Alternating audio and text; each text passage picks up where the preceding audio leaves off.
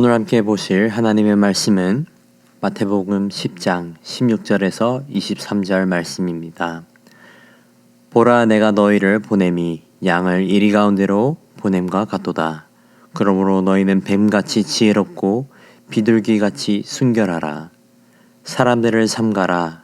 그들이 너희를 공회에 넘겨주겠고 그들의 회당에서 책찍질하리라. 또 너희가 나로 말미암아 총독들과 임금들 앞에 끌려가리니 이는 그들과 이방인들에게 증거가 되게 하려 하심이라. 너희를 넘겨줄 때에 어떻게 또 무엇을 말할까 염려하지 말라. 그때에 너희에게 할 말을 주시리니 말하는 이가 너희가 아니라 너희 속에서 말씀하시는 이 곧 너희 아버지의 성령이시니라. 장차 형제가 형제를, 아버지가 자식을 죽는 데에 내주며 자식이 부모를 대적하여 죽게 하리라. 또 너희가 내 이름으로 말미암아 모든 사람에게 미움을 받을 것이나 끝까지 견디는 자는 구원을 얻으리라. 이 동네에서 너희를 박해하거든 저 동네로 피하라. 내가 진실로 너희에게 이르노니 이스라엘의 모든 동네를 다 다니지 못하여서 인자가 오리라. 아멘. 오늘 본문을 보시면 예수님께서 제자들에게 앞으로 겪게 될 고난을 준비하고 계시는 것을 보게 됩니다.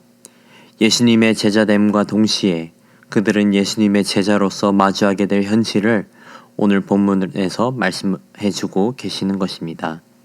16절에서 18절을 먼저 보시겠습니다. 보라, 내가 너희를 보냄이 양을 이리 가운데로 보냄과 같도다. 그러므로 너희는 뱀같이 지혜롭고 비둘기같이 순결하라.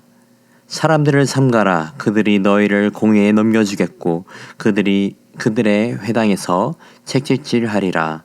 또 너희가 나로 말미암아 총독들과 임금들 앞에 끌려가리니 이는 그들과 이방인들에게 증거가 되게 하려 하심이라. 먼저 예수님께서는 제자들에게 이리 가운데 보냄과 같다고 말씀하고 계십니다. 예수님께서는 제자들에게 솔직하게 그들이 예수님의 제자가 됨으로써 세상을 마주하면서 겪게 될 현실을 미리 말씀해주고 있는 것입니다. 다시 말해서 예수님의 제자가 된다는 것은 핍박받는 삶을 살게 되는 것이고 그들은 세상으로 돌아갈 때에 정복자로서 들어가는 것이 아니라 진리를 전하는 자들로서 보내지는 것이기 때문에 힘없고 연약한 양을 이리 가운데로 보냄 같다라고 말씀하고 계시는 것입니다. 이어서 16절에서 18절에서는 그들이 어떠한 핍박을 받게 될 것인지도 설명해 주고 계십니다. 예수님께서는 사람들을 삼가라고 하시면서 그들이 공회에 넘겨서 책질질을 당하고 결국 복음 때문에 끌려가서 증거하게 될 것이라고 말씀해 주고 계십니다. 다시 말해서 예수님 때문에 예수님의 제자들은 세상 말로는 온갖 비난과 비판, 고난을 당하게 될 것이고 어찌 보면 손해보는 삶을 살아가게 될 것이기 때문에 주의를 주시고 계시는 것입니다. 그러나 예수님께서 이러한 일을 겪게 되었을 때에 어떻게 해야 하는지, 어떻게 반응을 해야 하는지 지침을 이어서 내려주고 계십니다. 19절에서 20절 말씀입니다. 너희를 넘겨줄 때에 어떻게 또 무엇을 말할까 염려하지 말라. 그때에 너희에게 할 말을 주시리니 말하는 이가 너희가 아니라 너희 속에서 말씀하시는 이 곧 너희 아버지의 성령이시니라. 예수님께서는 고난의 순간이 들이닥쳤을 때에 예수님의 제자들에게 그리고 우리들에게 염려하지 말라고 성령님의 인도하심에 순종하면 된다고 말씀해주고 계시는 것입니다. 우리가 재판대에 세워졌을 때 무슨 말을 해야 할지는 성령님께서 알려주실 것이기 때문에 고난 가운데 놓여진 그리스도의 제자들은 성령님의 인도하시는 대로 말하면 된다는 것입니다. 이어서 본문 21절을 보시면 그리스도의 제자가 겪게 될 고난의 대상들을 보게 됩니다. 21절 장차 형제가 형제를, 아버지가 자식을 죽는 데에 내주며 자식이 부모를 대적하여 죽게 하리라. 예수님의 제자들을 고난 가운데 이끌고 가는 자들 중에는 원수뿐 아니라 우리가 가장 사랑하고 아끼고 가장 가까운 관계에서도 있을 것이라고 하셨습니다. 형제가 형제를, 부모가 자식을, 자식도 부모를. 그리스도의 제자는 이러한 혈육 관계 속에서도 고난을 당하게 된다고 말씀하고 계시는 것입니다. 이러한 상황에 처해졌을 때 성령님의 인도하심이 아니라면 견디는 것조차 정말 힘들 것입니다. 어제만 해도 서로 사랑하던 가족이 그리스도의 제자가 됐다는 이유로 이제는 원수로 여기고 대적하고 공회에 넘겨 재판을 받게 한다는 현실을 예수님께서 미리 말씀해주고 계시는 것입니다.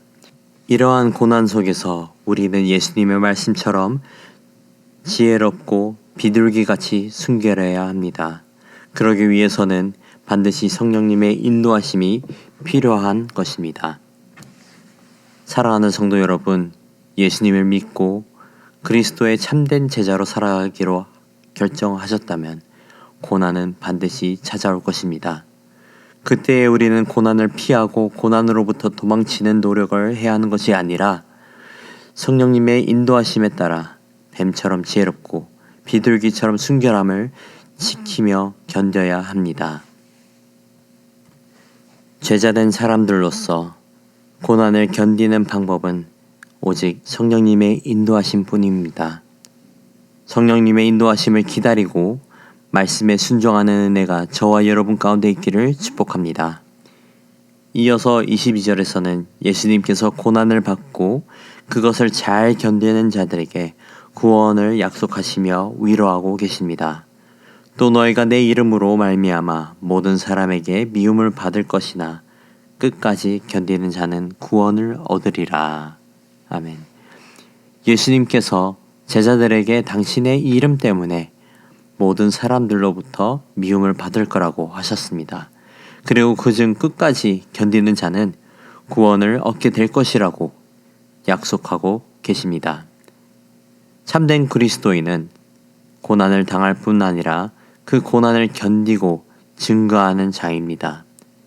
사랑하는 성도 여러분, 예수님을 우리의 구주로 삼고 참된 예수님의 제자로 지혜롭게 순결하게 다가올 고난을 견디며 살아가는 저와 여러분이 되기를 축복합니다. 비록 세상 가운데 우리가 약하고 연약해 보일지라도 모든 권세를 가지신 예수님과 성령님이 함께 하시기에 승리할 수 있습니다. 이번 한 주간도 예수님의 제자로서 성령님의 인도하심 따라 고난을 견디며 믿음 안에서 승리하며 살아가는 은혜가 있기를 소망합니다. 기도하겠습니다. 사랑하는 하나님 아버지 감사합니다. 우리를 제자로 불러주시고 세상의 빛과 소금의 역할을 감당하시도록 불러주심에 감사드립니다. 우리가 주의 제자로 살아갈 때에 분명 고난이 찾아온다고 하셨습니다. 주님, 그 순간이 다가올 때에 믿음으로 견디며 지혜롭게 또 순결하게 이겨낼 수 있는 은혜 허락해 주시옵소서. 세상 사람들과 차별된 모습으로 살아가게 하옵시고 우리가 주님의 기쁨이 되는 삶의 제사를 매일같이 올려드리는 은혜 허락해 주시옵소서. 아버지, 오늘 말씀처럼 주님 다시 오실 그날을 기대하며 살아가는 은혜를 허락해 주시옵소서. 감사합니다. 사랑합니다. 이 모든 말씀 우리 주 예수 그리스도 이름으로 기도드립니다. 아멘. 이 시간 말씀을 붙들고 기도하시면서 공동 기도 제목으로 부산과 민족과 한 주간의 승리를 위해 기도하시겠습니다. 부산과 한국과 한국교회의 부흥과 교계 모든 지도자들을 위해 기도해 주시고 또 우리 성도들이 또 한 주간 늘 주님 은혜 가운데서 견디며 승리할 수 있도록 기도하시겠습니다. 마지막으로 코로나로 고통받고 있는 모든 사람들과 우크라이나의 전쟁의 종식과 회복과 부흥을 위해 기도하시겠습니다.